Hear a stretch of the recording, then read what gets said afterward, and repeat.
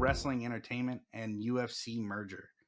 So it's finally completed. This was announced April of this year that they were going to merge with WWE and UFC.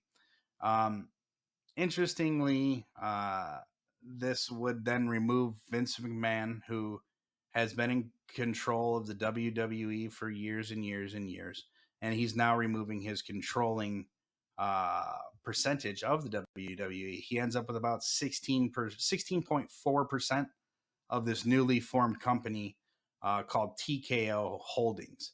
Now, TKO Holdings will consist of the WWE and the UFC, but it's actually 51% owned by Endeavor.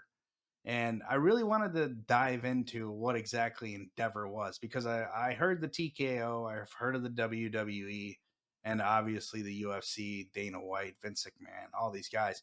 You hear their names going around, you pay attention a little bit, you'll catch wind of it here and there.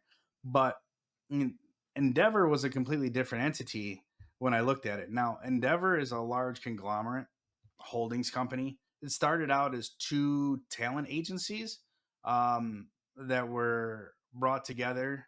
One was the William William Morris Agency, and then the Endeavor Talent Agency, and they combined forces in 2009 to create the William Morris Endeavor. And in 2013, they dropped William Morris and just became Endeavor Holding Company. Now, the big thing that really happened with this conversation is who's getting paid out of it and who's going to be the board members. So Vince McMahon walks away with about $9.3 billion with his now 16% stake in the new company, but he loses control. And there's been a lot of controversy around that. Now, his daughter, Stephanie McMahon, has 2.5% ownership of WWE.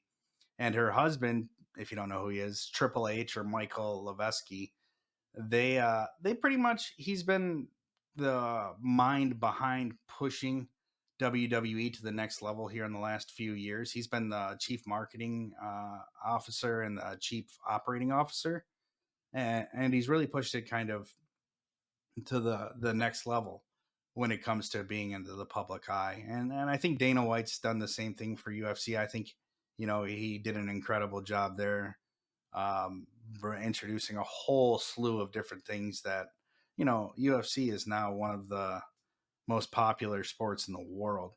So it's really kind of pushed it to the next level. But on the new board, the WWE is allowed to represent 5 people on the board, and then Endeavor has 6 representatives.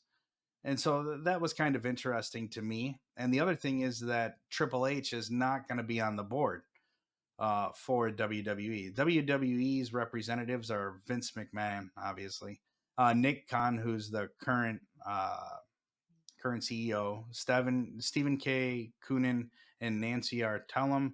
And then the last spot went to Peter C. Baiano. It's pretty interesting. But on the Endeavor side, you have Ari Emanuel Durbin, Jonathan A. Kraft, Sonia Medina, Mark Shapiro, and Kerry Wheeler.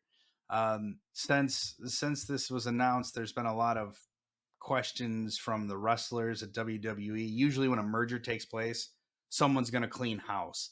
They want to get rid of a part of the company that they're merging with, has too many employees, has too many problems. There's ways to create efficiencies to be more productive, make more money.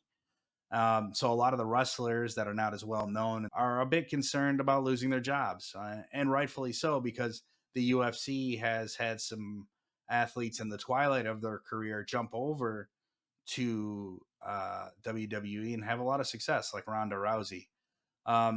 So now that everything's official and they've got it all completed, I think that's going to be might take place quite a bit more, as long as the UFC champions who have a lot of popularity want to go over to WWE, kind of like a football athlete going and being an announcer.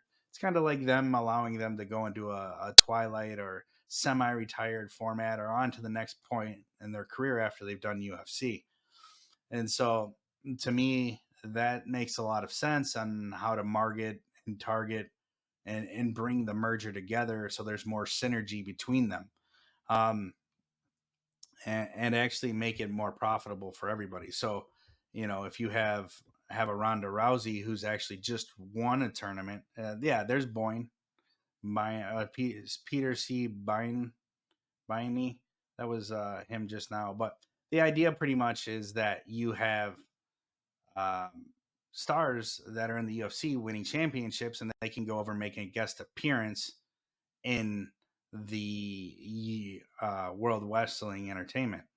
So yeah, Ronda Rousey, she went into the twilight of her career, became very, very popular in WWE, and has had a lot of success financially and publicly and all the above. So I think now uh, the CEO that's going to take over for TKO is going to be Nick Khan, and we'll see if there's a place for Triple H as like a chief operating officer still, or a CMO, chief marketing officer. We'll see really where he goes and what happens. I know there's a lot of fans that really respect him and like what he's done and want to continue to support him and his work, and want to see WWE grow. And I think the UFC will offer that, and maybe there will be some back and forth experiences that happen. So to me, it's a big win on the merger side, but really, they're two different entities that just involve kind of unique differences when it comes to the fighting and the wrestling. One I feel is more acting, the other one's no holds barred fighting. So let's see what really happens over the next year and see if they're able to create some kind of synergy in front of the camera rather than behind the camera. So that's what I'm more interested to see.